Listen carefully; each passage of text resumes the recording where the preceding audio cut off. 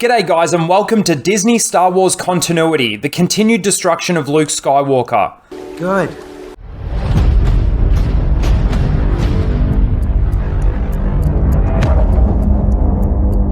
About 4 or 5 months ago it was revealed that the great Marshall Lucas said that the people creating this new Star Wars don't get it. Based on what we've got from Disney with the sequel trilogy, The Bad Batch, The Clone Wars Season 7, The Rebels, Resistance, The High Republic, The Mandalorian, and The Book of Boba Fett, no truer words have ever been spoken. Now, I think the reason why most fans were so excited when Disney acquired Star Wars was because we were going to see Luke Skywalker, Jedi Master, continue to be the hero we know him to be. You failed, Your Highness. I am a Jedi, like my father before me. We were going to see how wise and powerful he'd become, but I think there was also an element of wanting to see how the universe had grown, how the lore has expanded, how the Jedi have evolved, and of course how Luke passed on what he has learned. Pass on what you have learned. Unfortunately, we never got to see any of that. Kathleen Kennedy and J.J. Abrams, followed by Rian Johnson, followed by J.J. Abrams, made sure that never happened. With the release of The Mandalorian and now The Book of Boba Fett, it's even more evident that the people creating these shows and creating Star Wars still don't get it. Jon Favreau and Dave Filoni have followed in the footsteps of J.J. Abrams and Rian Johnson, continuing the destruction of the universe and the deconstruction of the character of Luke Skywalker. Before we get right into this video, I want to share with you a revelation Master Yoda had at the end of the Clone Wars when he was on Bail Organa's ship, Tantive 4. This is from the Revenge of the Sith novel. My failure this was. Failed the Jedi I did. He spoke to the Force, and the Force answered him. Do not blame yourself, my old friend. As it sometimes had these past 13 years, when the Force spoke to him, it spoke in the voice of Qui-Gon Jinn. Too old I was, Yoda said. Too rigid. Too arrogant to see that the old way is not the only way.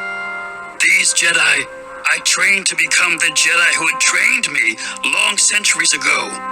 But those ancient Jedi, of a different time they were. Changed has the galaxy. Changed the Order did not.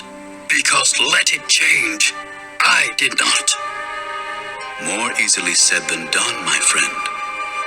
An infinite mystery is the Force. Yoda lifted his head and turned his gaze out into the wheel of stars. Much to learn there still is. And you will have time to learn it. Infinite knowledge. Yoda shook his head. Infinite time does that require? With my help, you can learn to join with the Force, yet retain consciousness. You can join your light to it forever. Perhaps in time, even your physical self. Yoda did not move. Eternal life. The ultimate goal of the Sith, yet they can never achieve it. It comes only by the release of self, not the exaltation of self. It comes through compassion, not greed. Love is the answer to the darkness. Become one with the Force, yet influence still to have, Yoda mused. A power greater than all it is. It cannot be granted. It can only be taught. It is yours to learn if you wish it. Slowly, Yoda nodded. A very great Jedi Master you have become, Qui-Gon Jinn. A very great Jedi Master you always were, but too blind I was to see it. He rose and folded his hands before him and inclined his head in the Jedi bow of respect. The bow of the student in the presence of the Master. Your apprentice, I gratefully become. Not only did Yoda realize that the Jedi hadn't evolved with the times, but Qui-Gon also teaches him a very valuable lesson. Love is the answer to the darkness. Which is also a lesson we actually see Luke learn, but we'll get there. The timing of this revelation is perfect because Obi-Wan and Yoda can begin to evolve the Jedi Order through the way they train and teach Luke. Luke's training would have been very different to the way they taught young Jedi in the temple on Coruscant, not only because he was a lot older when he started or because they're isolated on Dagobah, Yes, too old to begin the training. but because of that specific lesson. They realised that Anakin's turn to the dark side was because of his love for Padme, but it was more because he couldn't express that love. He was forced to withhold it from the Jedi Council, and in fact, the entire galaxy. That secret caused him to project and distrust the Council. Put me on the Council and not make me a master? It's never been done in the history of the Jedi. It's insulting. He had a secret that didn't need to be a secret, and Palpatine took advantage of that. Anakin's compassion ended up being greed. I won't lose you the way I lost my mother. I am becoming more powerful than any Jedi has ever dreamed of, and I'm doing it for you, to protect you. Do you remember when you were a kid and you did something wrong? Even if your parents didn't know, you wondered whether or not they did. Oh shit. That's what's going on in Anakin's head every day. It's like one big distraction, always wondering whether or not he's got to cover his tracks. When he went to Yoda after his dream about Padme, he probably would have been a lot more open about it if he was allowed to have that attachment. So even if Palpatine was still manipulating him, he would have been able to go back to his masters and been a lot more open about what's going on. Even Mace would have understood why Anakin said he needed Palpatine. I need him! But we probably wouldn't have even got there. The whole thing was avoidable if he was allowed to have his attachment, his love. So love has blinded you? The whole idea is to let the Force guide you. If it guides you to an attachment, then it guides you to an attachment, which it did in Anakin's case. You could say the same thing for Luke and Mara or Revan and Bastila, but let's not go that deep. The lesson Yoda learns in this moment is exactly why Luke succeeds. He was able to help Anakin find love again. Love for Luke, his son, and inevitably his daughter. You were right about me. Tell your sister. You were right. His attachment and love for Padme through Luke saved Anakin's and Luke's lives, saved the galaxy, and brought balance back to the Force. So, how has Luke passed on what he has learned? Well, first, let's do a quick recap on Luke Skywalker's life. A farm boy stuck in the Outer Rim, wanting to move on to bigger and better things. An adventure. Finds out his father was a Jedi Knight who fought in the Clone Wars for the Republic. Sees his home, his aunt, and uncle all be destroyed. Decides to go on the adventure and learn the ways of the Force like his father before him.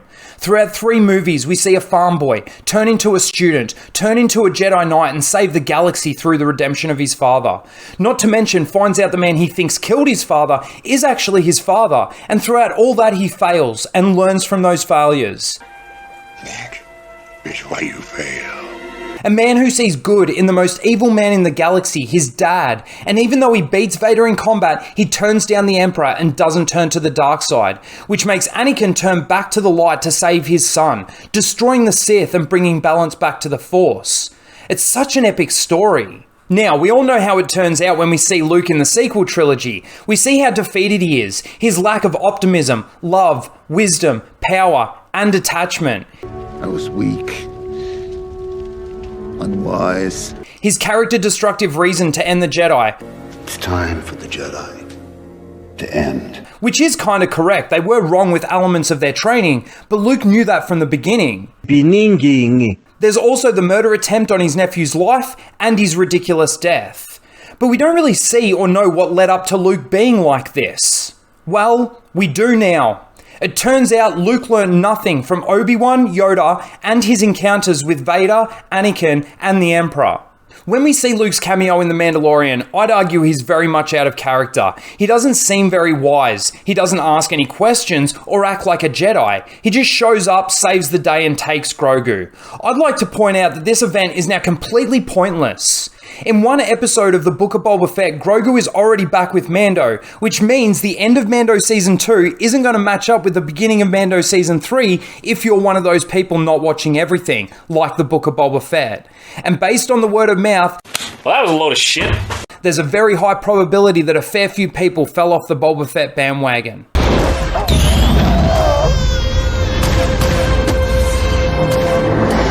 But before Grogu makes his ridiculous off-screen decision to go back to Mando, we get to see how Luke decided to pass on what he's learned and how he started his new Jedi Order. Quick side note, to those people that still think that this... What is this place?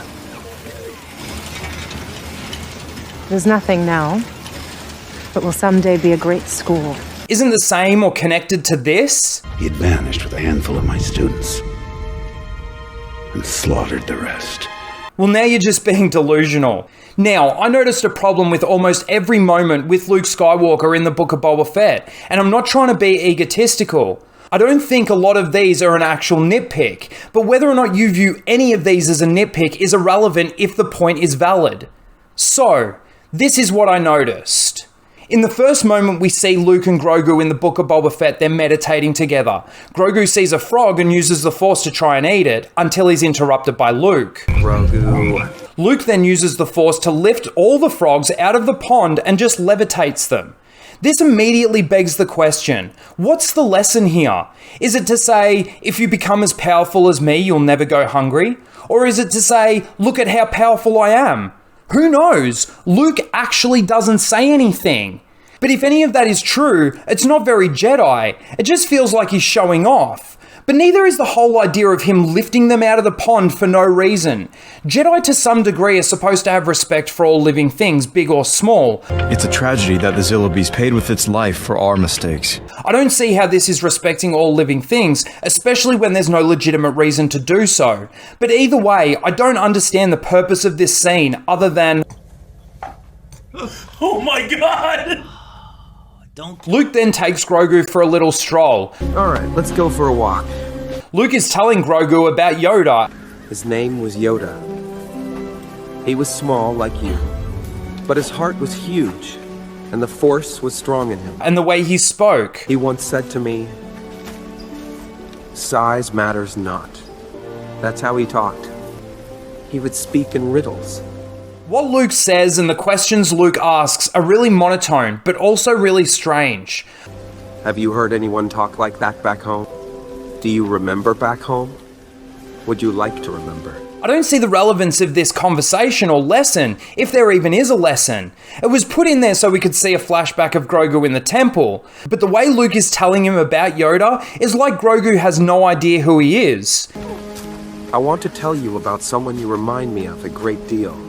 Grogu probably knew Yoda longer than Luke did, as he was in the temple for anywhere from 20 to 30 years. Later in the episode, Luke even says this. It's more like he's remembering than I'm actually teaching him anything. He should know that Grogu already knows Yoda, but the lesson he's trying to teach here is that size matters not. Size matters not.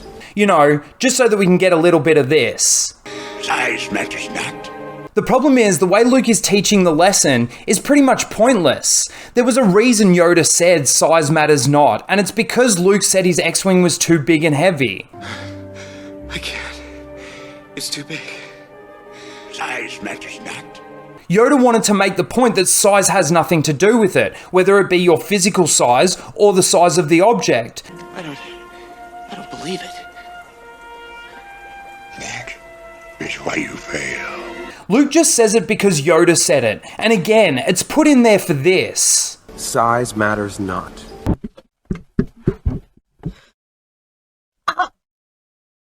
But while he's teaching this lesson to Grogu about size not mattering, he's doing this.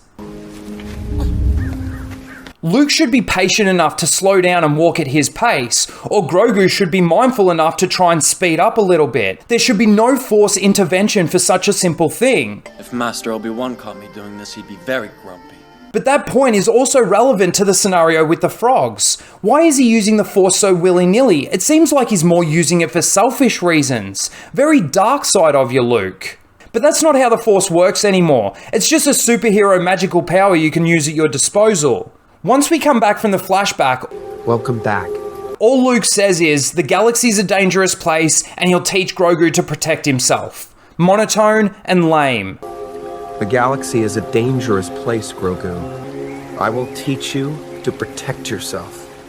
Then there's all the ridiculous attachment dialogue between Mando and Ahsoka, and Mando leaves the gift with her to give to Grogu. But again, we'll get there. We then see Grogu in a backpack, because, well, you know...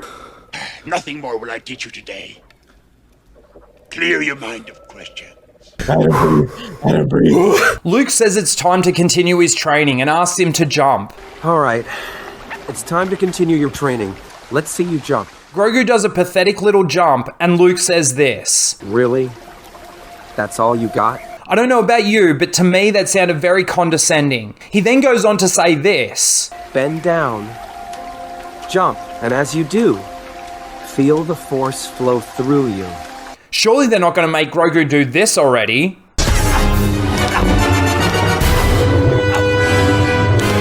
Now, I don't have a problem with Luke teaching a lesson about allowing the Force to flow through you, but in the context of what's happening here, it really does feel like they're going for this. Grogu goes on to do another pathetic jump, and Luke says, You're trying too hard. Don't try. Do. First of all, it really does feel like they're trying to throw in every main training line Yoda said in Empire. Do. Or do not. There is no try. But Luke missed one very important element of this lesson, and that is the do not. You can either do or do not. There is no try. They tried to put a smart little twist on it. If you're going to plagiarize the OT, you may as well do it properly. You've already come this far. Size matters not. You're trying too hard. Don't try. Do. But that's it. Grogu doesn't even try again, and Luke just says, Come on. I want to show you something. Lessons, or should I say lines, are just thrown out there and that's it. It doesn't even feel like any of these lessons have been duplicated by Grogu. Once again, it's all there just for this. I'm shook! Shook! Oh my gosh. What even is this episode? Oh my gosh. Oh my gosh. Next, we need to pretend we're showing them how amazing Luke Skywalker is. Any ideas? I think I know just what we need. The hour's approaching, give it your best, and you've got to reach your prime. That's when you need to put yourself to the test and show us the passage of time. We're gonna need a montage. Ooh, it takes a montage. Luke then goes on to say, Look. The wide world exists in balance. Luke knows that the wide world, or maybe he should be calling it the universe. Anyway, he knows that the wide world doesn't exist in balance. Balance is achieved when there is no darkness, through love, compassion, and the release of self. A Jedi has control and at peace. He then goes on to say, Feel the Force all around you. Which is fine. He then says, Through the Force, you will find balance as well. Now, to some degree that's true, but through Luke's experiences, he knows that balance is achieved through... It comes only by the release of self, not the exaltation of self. It comes through compassion, not greed. Love is the answer to the darkness. So once again, Luke is teaching the wrong lesson. Balance is achieved through love, compassion, and the release of self, not really through the Force. Next up, Grogu is trying to do a Miyagi and learn the crane technique. While he's trying to do this, Luke has 5 pieces of encouraging advice. Concentrate. Use the Force. That's it. Very good. Better. I've got them in the palm of my hand. I think it's about time for another montage. Show a lot of things happening at once. Remind everyone of what's going on. And with every shot, show a little improvement. To show it all would take too long. That's called a montage. Girl, we want a montage. Luke then introduces the training droid. Now, to me, this is just going way too far with the nostalgia. Luke had a lightsaber and an actual teacher when he was using it on the Falcon. I don't see how Grogu's supposed to defend himself against the blaster shots it fires. When Luke gets hit, it's like a little zap. But based on Grogu's size, when it hits him at his feet, it's like a mini explosion. But I guess size matters not. Luke gives us his little monotone piece of wisdom. Get back up. Always get back up. Grogu gets up, the training droid fires again, and voila! That's kinda cool though. Grogu must have learnt from one of his previous lessons. This must have taken place over at least a few weeks. We're seeing Grogu being taught a lot of lessons. Don't think about that. Quick! In anything if you want to go from just a beginner to a pro, you need a montage. Even Rocky had a montage. Grogu then uses the Force to destroy the training droid, and Luke says, Good. Good? Was that really your intention? You wanted him to destroy the droid to stop it. Wow, what a lesson. While all of this is happening, Ahsoka shows up with the gift Mando left for Grogu. Wait, hold on, what? This has all been within a day? Within the time that it's taken Ahsoka to run up that hill? Literally get from here to here? Luke has tried teaching Grogu 8 lessons. We've had 3 montages. Even Rocky had a montage. And 1 flashback mind meld, all in an hour or 2 it would seem. Time doesn't exist in this universe anymore. Things just happen to happen because it needs to happen. In Empire, Luke was on Dagobah for months from the time he arrived to the time he left to go and help Han and Leia, and they did a pretty good job of showing that time go by, and Luke's progression over that time. Moving forward, you wouldn't think it could get any worse, but it actually does. This is the first time we get to see an interaction between the apprentice and the son. It turns out this isn't their first interaction though, and that's their first big mistake. They missed a massive opportunity to have a real deep and meaningful conversation between these 2 characters about Anakin. Ahsoka could have told Luke what his father was like as a compassionate Jedi Knight, and Luke could have told her about Anakin's redemption. But instead of something like that, all Luke says is, Sometimes I wonder if his heart is in it. And Ahsoka replies with this. So much like your father.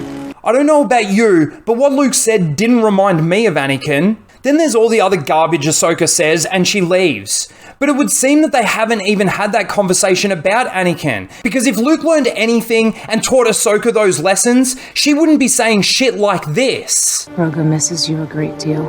If he sees you, it will only make things more difficult for him. Through Ahsoka's own experiences, she should know that love and compassion is the answer, and that there's nothing wrong with attachments. But if not her experiences, she should know it from Luke's experiences. Search your feelings, Father. You can't do this. I feel the conflict within you. Let go of your hate. I also don't see why Mando would care about any of this. Ahsoka explains it well, but it's incorrect. And we also don't know what the reason is for her actually being there. I mean, other than this. May the Force be with you. Holy crap! I can't believe it! Oh! This brings us to Luke's final lesson, and the biggest problem with all of this.